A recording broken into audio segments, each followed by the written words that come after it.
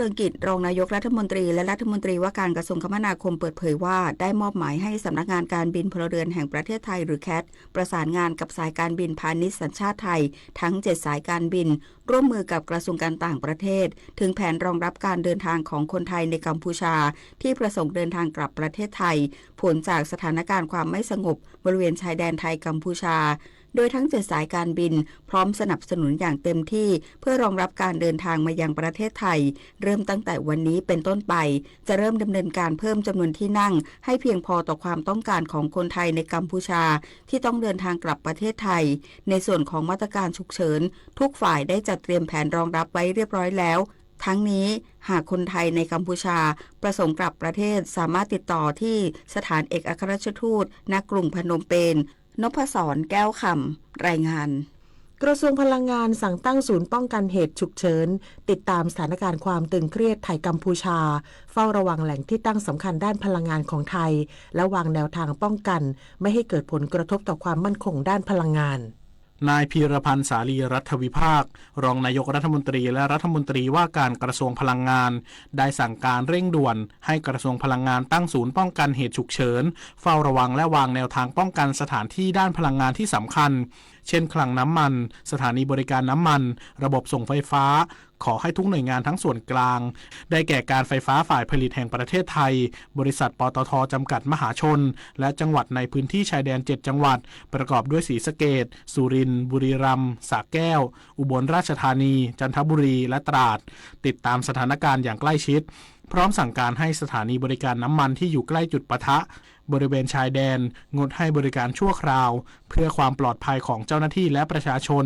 ขณะเดียวกันได้สั่งการให้สถานีบริการน้ำมันในเขตอำเภอและจังหวัดใกล้เคียงที่อยู่นอกพื้นที่เสี่ยงเปิดบริการตามปกติอย่างต่อเนื่องเพื่อรองรับความจำเป็นในการเดินทางและภารกิจฉุกเฉินของภาครัฐอาทิรถพยาบาลรถดับเพลิงรถตำรวจทหารรวมถึงภารกิจด้านความมั่นคงซึ่งต้องสามารถเข้าถึงเชื้อเพลิงได้ตลอด24ชั่วโมงปฏิพล สัทธพรหมารายงานกระทรวงดิจิทัลเพื่อเศรษฐกิจและสังคมสั่งการดูแลระบบสื่อสารให้กับกองกำลังทหารในพื้นที่และติดตั้งจุดให้บริการฟรี Wi-Fi ในพื้นที่บริเวณศูนย์พักพิงชั่วคราวนายประเสริฐจันทรรวงทองรองนายกรัฐมนตรีและรัฐมนตรีว่าการกระทรวงดิจิทัลเพื่อเศรษฐกิจและสังคมหรือ DE ได้สั่งการให้บริษัทโทรคมนาคมแห่งชาติจำกัดมหาชนหรือ NT ดูแลอำนวยความสะดวกด้านระบบสื่อสารโทรคมนาคมให้กับกองกำลังทหารในพื้นที่และติดตั้งจุดให้บริการฟรี Wi-Fi ในพื้นที่บริการศูนย์พักพิงชั่วคราวเพื่อให้บริการแก่ประชาชนขณะเดียวกันจากการที่มีการเผยแพร่ข้อมูลที่เกี่ยวข้องกับประเด็นความไม่สงบเป็นจำนวนมากทางศูนย์ต่อต้านข่าวปลอมประเทศไทยได้ตรวจสอบพบว่ามีการเผยแพร่ข้อมูลหรือข่าวสารที่บิดเบือนไปจากความเป็นจริงปะปนอยู่ซึ่งหากมีการส่งต่อข้อมูลที่ไม่เป็นความจริงอาจสร้างความตื่นตระหนกและมีผลกระทบต่อประชาชนในสังคมเป็นวงกว้างดังนั้นจึงขอความร่วมมือประชาชนติดตามข้อมูลข่าวสารจากแหล่งข่าวที่เป็นทางการหรือจากหน่วยงานด้านความมั่นคงเพื่อความถูกต้องและแม่นยำของข้อมูลด้านสมาคมธนาคารไทยและธนาคารสมาชิกแจ้งลูกค้าสาขาในพื้นที่ชายแดนไทยกัมพูชาสามารถทำธุรกรรมทางการเงินผ่านช่องทางโมบายแบงกิ้งและอินเทอร์เน็ตแบงกิ้งได้ตามปกติหลังธนาคารสมาชิกปิดทำการชั่วคราวจำนวน35สาขาใน7จังหวัดจากเหตุความไม่สงบจบข่าววโรกาสมังกรพิษอ่านรับฟังข่าวครั้งต่อไปเวลา 7:00 น.ติดตามข่าวที่นำเสนอไปแล้วได้ที่ www.thainews.prd.go.th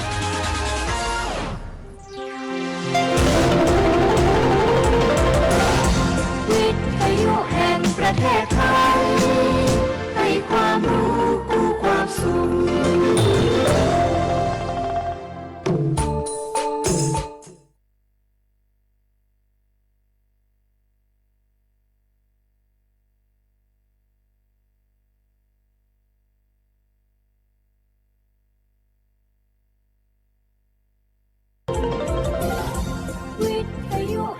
ประเทศไทยให้ความรู้กู้ความสุข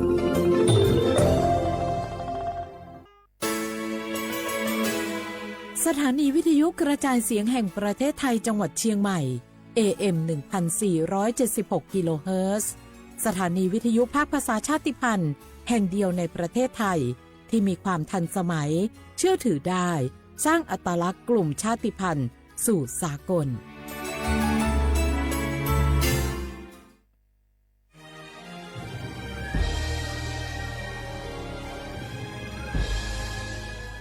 เกิดเป็นคนไทยเติบโตบนผืนแผ่นดินไทยจงภูมิใจในความเป็นไทยชาติไทยเรานั้นนับเป็นชาติที่มีความเป็นมาเก่าแก่ยาวนานเรามีภาษาวัฒนธรรมและมีสิ่งต่างๆที่เป็นเอกลักษณ์ให้เราได้ภาคภูมิใจในความเป็นคนไทยเราควรเห็นคุณค่าและมีความรักชาติหวงแหนแผ่นดินอันเป็นมรดกของบรรพชน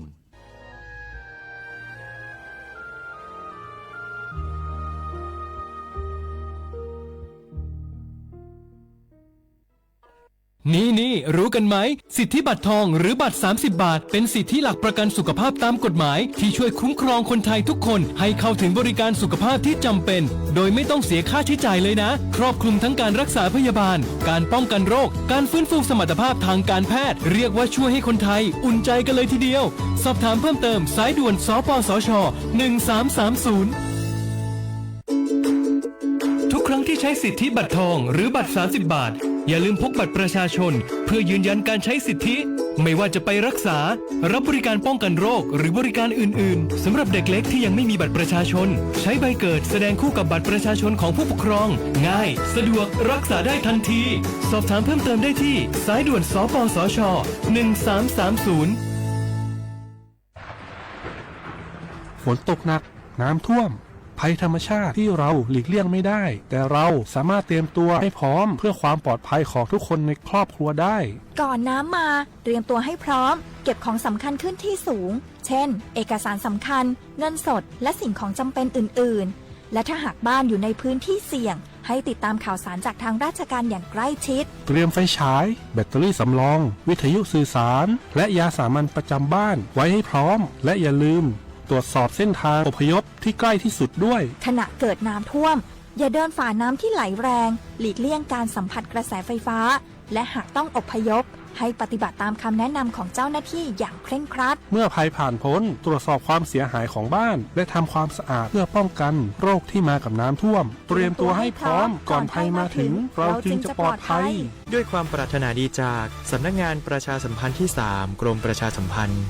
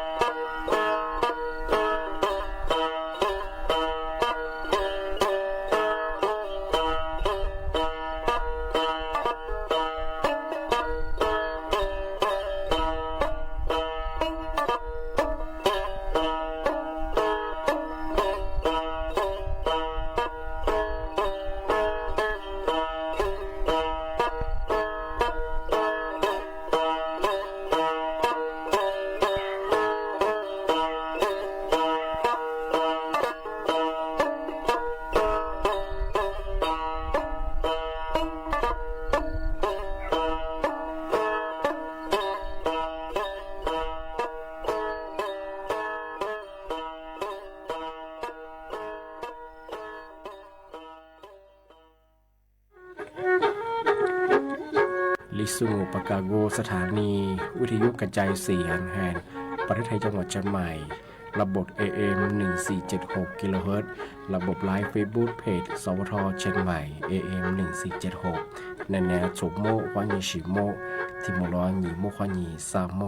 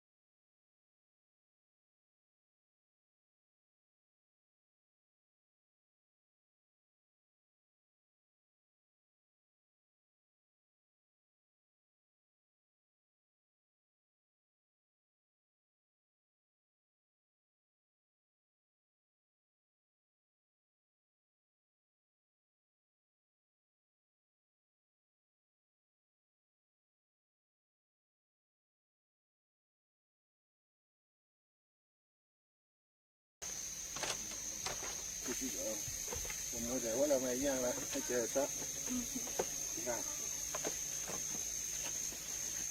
กี่หม้อในกว่าทุกอย่างอะหัวโตรอภาษากว่าผู้บอกว่าละค่ะแต่หัวฉีดยาแม่อากูแน่ที่มาคิดที่หัวฉีดยาแม่คนดูจริงอ่ะ阿哥，侬画画机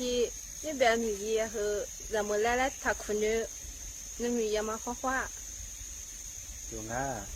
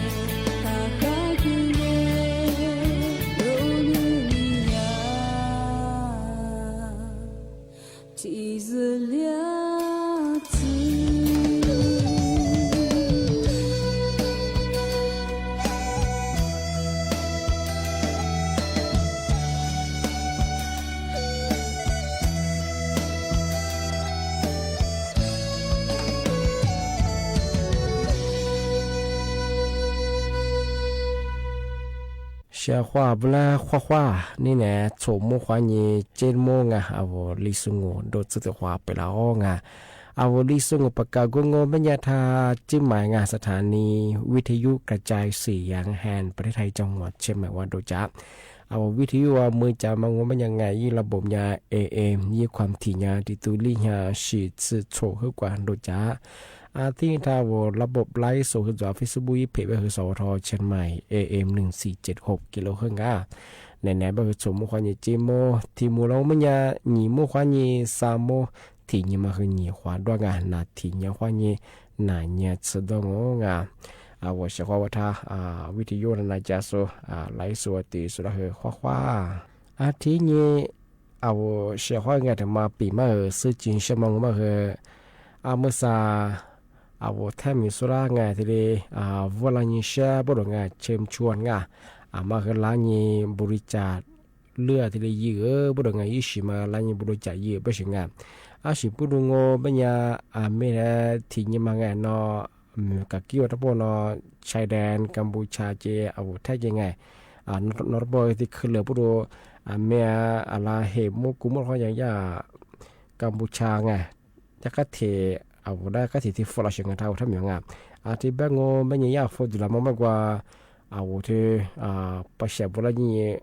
ฟื้นเฉียงไงกว่าซีเวนดงปานามาพรทอดกว่าจัดเจอเฮียเฉียงไงที่บ้านโง่ไม่ยังหลักสุดเชื่อมันยังคือชีเหวซื้อชีของโรงงานที่ยังคือหนามันยังคือไม่เอาที่นานเลยบ้างที่บ้านโง่ไม่ยังมันเสียที่สภาไงกัญชาไทยไงที่รับบริจาคทั่วประเทศไงทั่วไทยที่ดีแย่ไปถึงไงที่บ้านก็ไม่ยามาบริจาคไปอยู่เชื่อไม่ว่าโรงพยาบาลยิ่งไงที่ดีบริจาคอีกช่องถ้าเจ้าแมงโง่ไม่ยาว่าบริจาคมังไงโลหิตแห่งชาติที่สิทธิ์บ้างไงวันจังหวัดเชียงใหม่ไงมาคือจอตำบลสีมพูไงอำเภอเมืองเชียงใหม่ไงว่าตรงข้ามโรงเรียนยุพไลเกิดดาบงานมาเคยกว่าสูงบริจาคเลื่อยดูงานเมื่อถึงบ้านเธโรงพยาบาลคนนี้เสียลานียาทุ่มสิเดสูงฟื้นบางงานก็ยังคือแบบน่าจะคือจากที่เดฟอร์บางหลักโซเชียลมาคือเกิดบางอย่างเชื่อมาดงว่าน่าสมยาบางที่เชื่อเนี่ยที่ต้องการสิ่งไงที่บางเขาถ้ามีส่วนงานมาคือร้านนี้ยี่สิบที่เดบริจาคยี่ล้าเป็นไงที่เดแบบฝรั่งงานมาคือยาบางคือกดไลค์กดแชร์ที่เดยี่บริจาคงานบางอย่างถ้ามีส่วนบางที่เดยี่จนแล้วความงอแชร์กันแล้วความที่เดแต่คนเลยยี่แล้วบางอย่างที่เดที่ฝากประชาชนไปฝรั่งงานที่นี่ที่เห็นบางโง่เป็นยาที่แม่สุภาไงเนาะแม่ทัพภาคที่2บ้านผมยังเคยไงถ้าเป็นโซเฮมาเฮงาเทกว่าบังเกอร์ยาลีซุงครับเป็นยังว่ายี่ชิปยากงอยี่คุริเชมาถ้าเกิดถ้าดื้อยังว่าฟิบูว่าลอยมาถ่ายยี่ไม่ใช่ไงเมื่อซาแม่ยาสถานการณ์ตื่นยงมาเฮยากัมพูชายาฟูดีแล้วมากกว่ายาที่ถ้าหาดิเชฟฟ้ามังกรเชงก็ว่าปัชญาบุราฟูเชงไงว่าจัดสบฟูเกิดงอปันน้ำมันเสวีที่ฟูเกิดเชงไงที่เป็นยังคือเมย์ยังคืออีข้อมูลยังคือยาแบบยังคือทางการไปกู้ยืมงานแล้วยังว่าชัวที่ดิเชงไงที่ยังคือมือสั่นยังคือหลายพื้นที่ยังคือนาโซเชียมาคือยังคือด้วยงานก็คือมีสัญญามาซื้อของงานที่ขวานี่คือเมสภาแบบยังไงถ้ามีโซ่มาคือกว่ายุบทหารลีจะมาประชาบอกว่า ชิเปียกจอมาเฮเลียมาเฮยังอีบุดยังกว่าฟิบัวลุยมาไทยบ่ได้ชงงานมาเอาที่ไปเยอะบ่เฮยาละซื้อเจชงงอมันยังมาค้าบ่งานที่ยังเฮเอามาซาวแม่ทาดไงเอาเมสพานอจำมาเฮแบบยังเฮยังอันนี้ยังเฮยังเฮยาเฮตีนที่กันที่เยชชงงานที่ควาเนี่ยมาเฮงเอากว่าพื้นที่กว่าจะสบายไงมีที่ได้จ่าไม่ใช่ไงว่าอพยพว่าหัวยิ้มเป็นไงมันคือที่ดีก็จะประกาศใจชงงานที่ควาเนี่ยงงไม่ยังคืออามาซาหลายที่ไงที่ติดกับตัวสุกว่ารับบริจาคไงยิ่งสิมาเดียมาจวงปีขว่าวันนอจะสบายขึ้นในแบบยิ่งสิมาคืออยู่สบายที่ดีสูงยิ่งสิไงที่ควาเนี่ยว่าถ้ามีส่วนมาแล้วไงที่ดีชื่นชวนไงที่ดีเวลานี้บริจาคยิ่งสิมาที่ดีกินละเป็นยังที่ดีประกาศจะงาที่มาคือทำไม่ได้ชงงานที่แบงก์ไม่ยังไงมาบ้านเราไม่ยังคือไงเอาแต่คนแรกยิ่งยังคือยี่สิบมาที่เลยบริจาคยังมังยี่จุดละโคเป็นยังที่เลยประกาศฝรั่งโง่ที่นี่ที่ถึงมาโง่ไม่ยังไงที่สำนักงานกรมอุตุนิยมวิทยาที่มีหินลื่นจากวัตถุประสงค์ยิโซยาคือที่เลยแจ้งเตยฝรั่งเอาพันเหนือโง่ไม่ยังหลายพื้นที่หลายจังหวัดคือมีหินโลหะเยอะมาเหมือนฮาเลียมาขึ้นยังที่ลีใหญ่ที่ปัญญาว่าว่าโจบจะโซอาจจะลุกฟูลุยประเทศจะสบายมาขยันแต่ฝาล่างที่นี่ที่ว่าตัวเมืองเชียงใหม่ไม่ได้ปีเคยจะสุดปุ๊บมันไม่ยังจะซื้อจะมาบ่มุ่งมาแถจ่อแถจ่าได้บุรุษงานจ้าปีว่าเหมือนคือไปเลี้ยงไม่ยังอันจะขึ้นอย่างละบ่น้ำท่วมมาอันจะจะมาที่เล็กกินได้อันนี้แต่โคช่วยอันที่บ่มาใส่มิดใส่ที่เล็กก็แถจะเกิดได้บ่เอาจะซื้อมาขยันก็ที่ยามาเสียหายบ่เฉยๆของงานที่ยังนอว่าโจบจะโซบ่มาแต่ฝาล่างจ้าปีว่าเหมือนคือไปเลี้ยงมานอว่าโจข้อนี้อาจจะสัสเสียละมาดงอแล้วปัจจุบันมาคือที่เล็กกินได้เป็นยังไงมาคืออันตรายยังอันยนออำเภอแม่ไอระโบไงมาฮัลลีสัตว์เบอร์แล้วปัจจุบันแล้วกวยเบอร์หลัดสุยแล้วกว่าปีมันก็หลัดสุคือเสียมังว่าหลัดสุกว่าตุยมาคือตัวเสียงที่ข้อนี้มาคือไปเลี้ยงไปคืออำเภอขยันแต่ฝาล่าแต่จำโมไปไงที่มาคือที่ปีป้าประกาศอยู่ฝรั่ง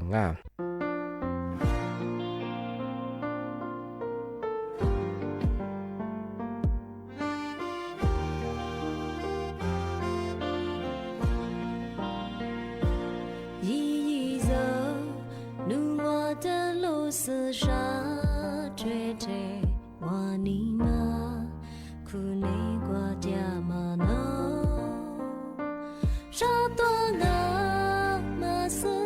加上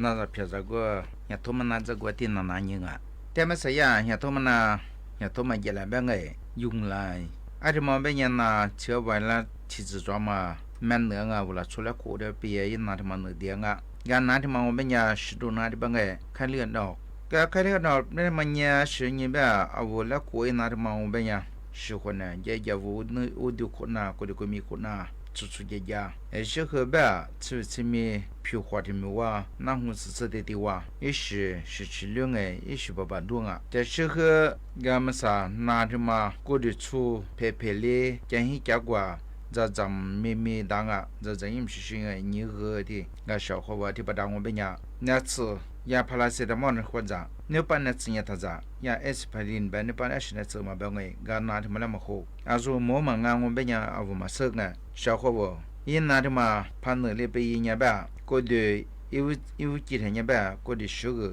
aw ja pa ke ja te te ngai e shi nya ja zelo pe ji do ta shi ge ma khali ngom be nya ti ya ge la de ma ji sha mi sha do ge do zwa nya ma khali hu ya mi ji kho sha kho bo ya to ma de ma ngo be nya ya yi na yi pe ku be ma nya a ja zbe e shi nye avu ka ka ti mi wa pa tu ti mi wa ya to ti mi wa a ja so ta ma la a shi ya ga lo da ti sho ji fu ka nga a ti sho pula ya to ma ni yi za fu ka ja kwa yi pe gu ya kwa da nga de me nya ja mi shu fu a zo ma yu ma nya mi khu fu ka li ji ngai ka ti mi wa vu ma ni ma ge ta ma ge ba u ti mu khu ge mga yi ya ga lo da ma ha zu ga lo da yi fu ka nga ye ko ta zu pu ya sha kho bo ya to ma na ba ma nya ama khu zu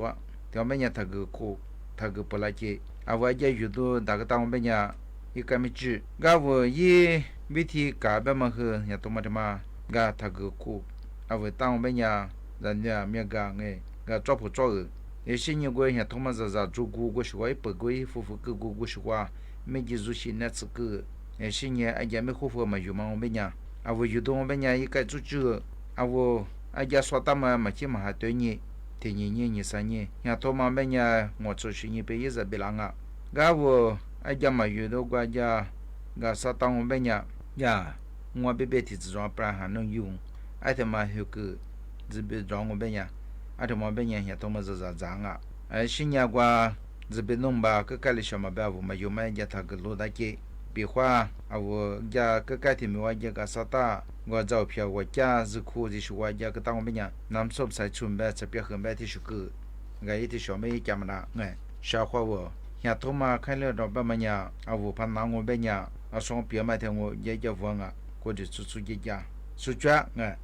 到最近小伙我来比啊，俺们和的过去对你咱俩红哎，啊小伙我。ที่มองแบบนี้สึกตามมือข้างเนี่ยมีแบบแบบดาสิ่งนี้ดูอยู่ดูแบบแบบดังกันเนี่ยสิผิวคือผิวงูเอาว่าเราช่วยที่มันที่การชาวว่าเราช่วยมาคือจะคือตัวที่มันเนี่ยช่วยกี่个มันอันตรายจุด个มันเนี่ยสิคือผิวแบบกันที่มันเนี่ยอะไรช่างแบบมันเนี่ยใช้ชาวว่าใช้ที่มันเนี่ยแบบงูชาวว่ามันเสียนักวิทยาศาสตร์นักวิจัยที่ยามหาวิทยาลัยUCLA อันบังสหรัฐอเมริกาเหนือที่มาสู้สิ่งนี้ตัวนี้ฝรั่งเราช่วยไปชาที่แสนกูมืองัวตัวมาแล้วใช้กระดูกไอ้ที่สู้ขันนี้ตัวนี้งัวแบบก็ใช้มันตัวมันจริงใช้ตัวมันงัวแบบนี้ชาวเขาบอกสุดที่บังที่นี่สักตัวมันงัวแบบนี้วิธีเลยเบียร์เชื่อมาว่าอามาพาดกันเลยมาคือมาจุรุกูมาจูกูมาแล้วกัดงานที่บังอาช่วงนี้เป็นยาชาวเขาบอกที่มันก็ยาศาสตราจารย์เลนออาหรับอะไรบังยาอาจารย์อายุรศาสตร์สิ่งนี้หมดแต่ชาวสู้นับเพียงนับสิแต่ชาวกูนี่สู้เปียแบบสิ่งนี้เราชูกูชาเขียวใช้ยี่จุ่มแบบใช้ยี่เนี่ยบังว่าใช้ยี่ตัวมังอะไรที่มันเป็นยาอามาพาดกันเลยมาคือมาจุงอามาพาดแล้วกันเลยมากัดงานอะไรแบบงั้นที่มันคือชาวเขาบอกมาที่ชาวสุดที่เปียเป็นยางานมังแบบมันยาอาสุญญมาซึ่งก็คือสุธิปีญาอาลามังมังมาซึ่งก็คือสิ่งนี้ใช้แบบมันยามาซาอาวุลาชูแบบมันยามาคือตัวที่แบบมันยาใช้อะไรแท้ก็ตัวลาชูกุมามันยาอาเชเป็นยามาผ่านมากลิมันยาลาเบดาชาวเขาบอกอาเชเป็นยาใช้ดูสูงมันยาที่ก็มาซื้ออีซื้อที่ก็มาจงอาตัวจุยสิจ้าคือมา治疗เป็นจุยปตัวจุยเนี่ยลาชูอามาเพิ่มมากลิใช่หรือเปล่า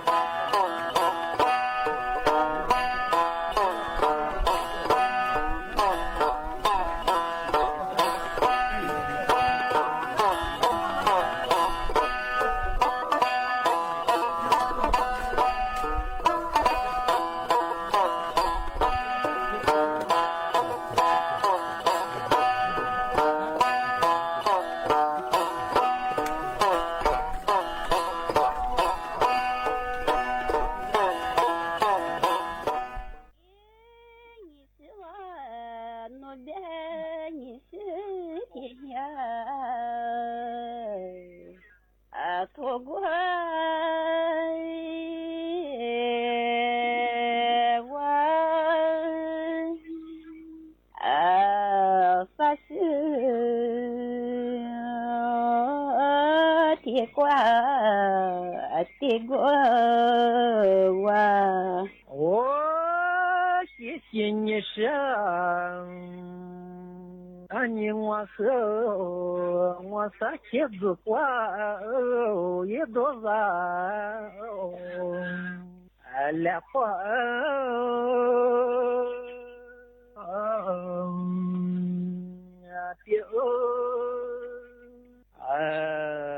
撒花也难忘来月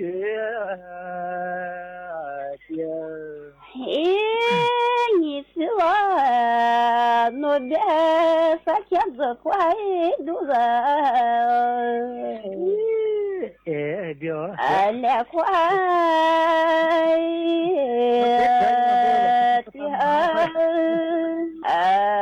也挂肚子来月的谢谢你呢你我和子花也月你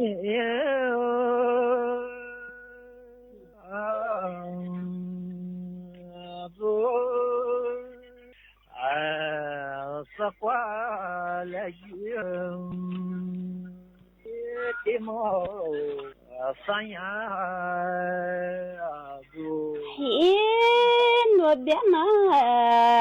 我的个来花的毛三呀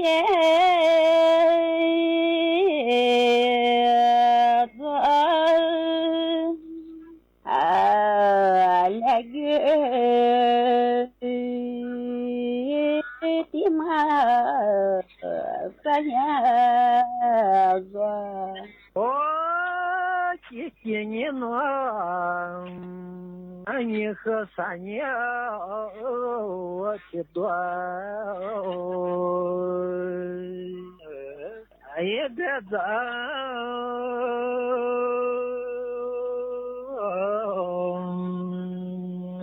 老三呀也的苗多钱了你是我的翻译许多别在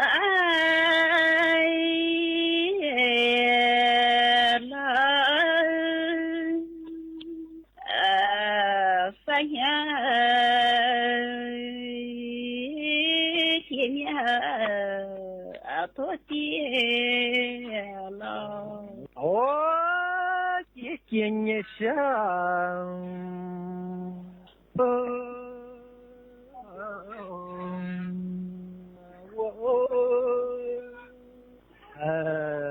多谢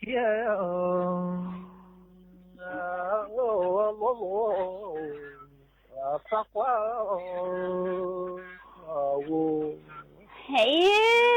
你是我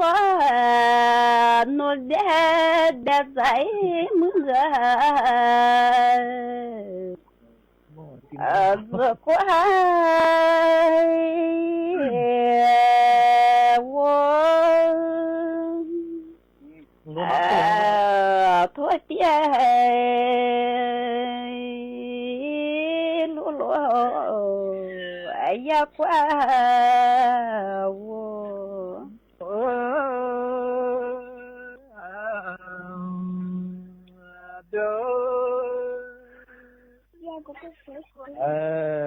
也讲我们呀就 no dena vati wa bezazaki ya ko amazoi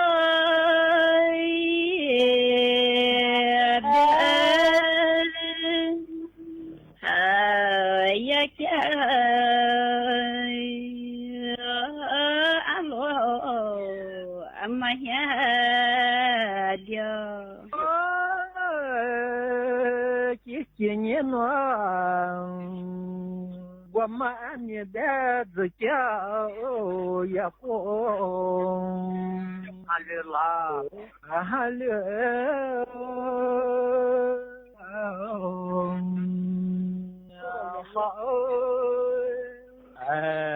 я кя я алло не во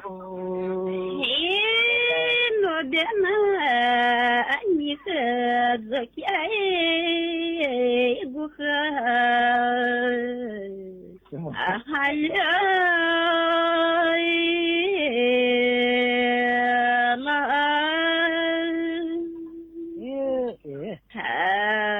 ya kya guha aswala Кенеша, а не бедзага замой дня, а масса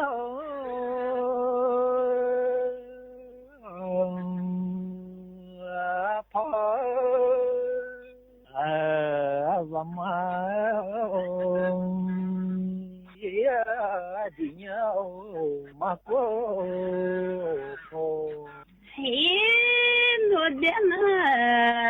vati zaga zamai denya ai mama so zamai denya amako не но кашха зя и гума азата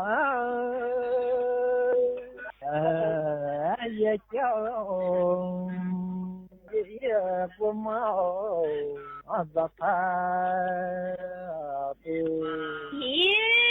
no dena ani zakia guma zata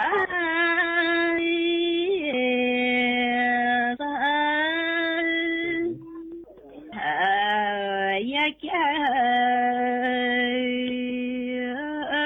guma zata to кенеша ташха мама зя коше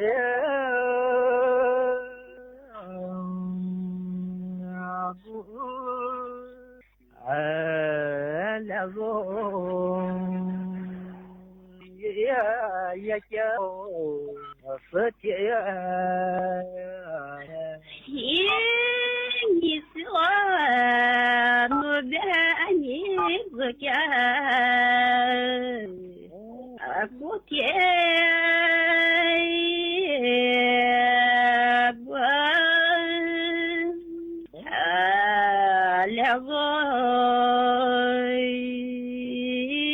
sakia sutiena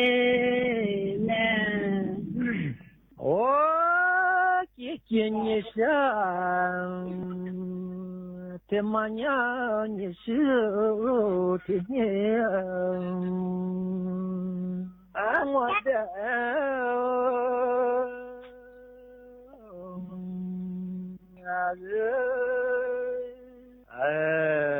Sasha,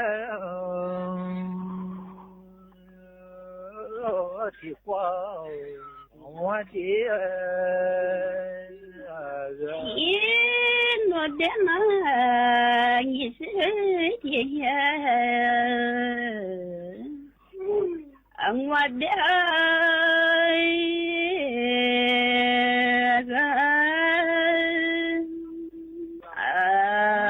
发小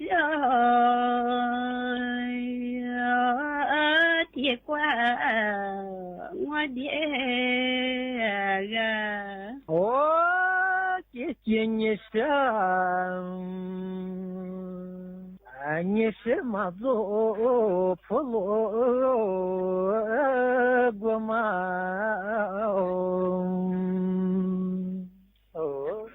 做当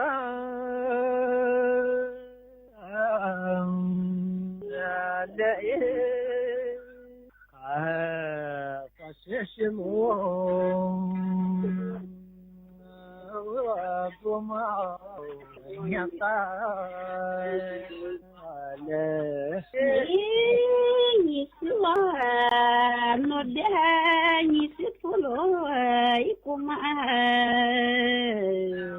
做吧嘞，是罗一个嘛？呀吧嘞。我姐姐你是他是和普罗国嘛？这家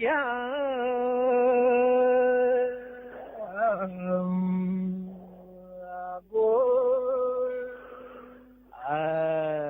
是罗国嘛？